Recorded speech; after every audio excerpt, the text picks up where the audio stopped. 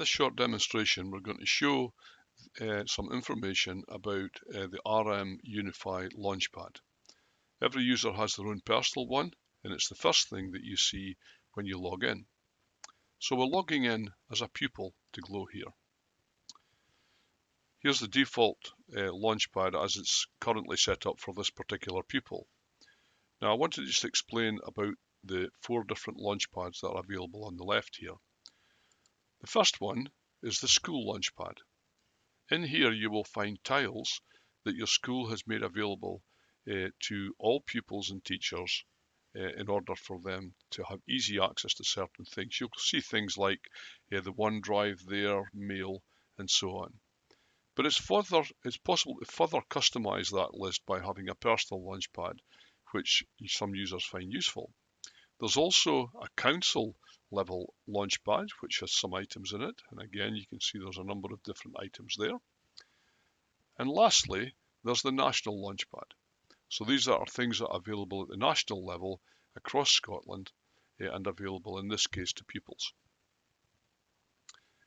Let's go back to the pupils Launchpad. Now you can see here that there are 4 tiles that have already been added to this Launchpad. Normally the pupils Launchpad or the personal Launchpad is completely empty, in which case when you log in you'll automatically land at the school Launchpad.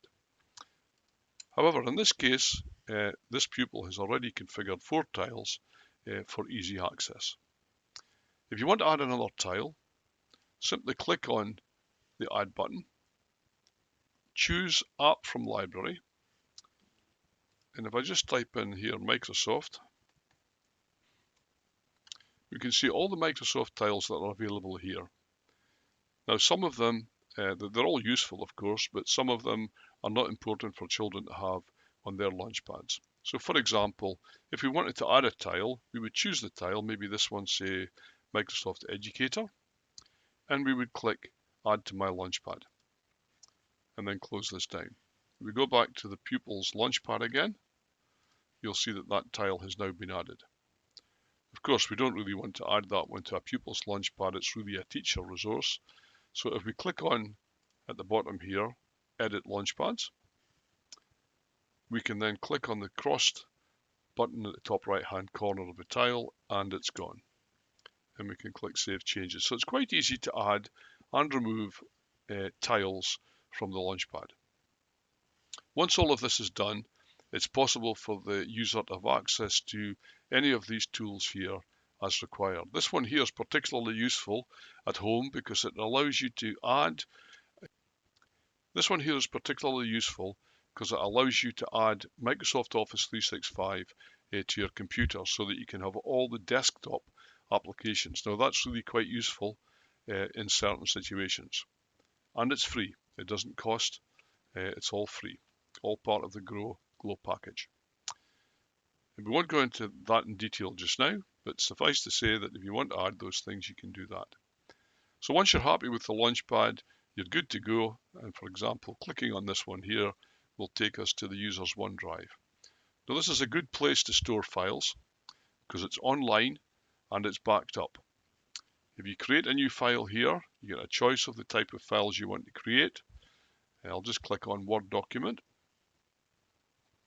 And you can see that you can even edit the document in the browser. You don't really need the local applications on your computer to do this. And as you type,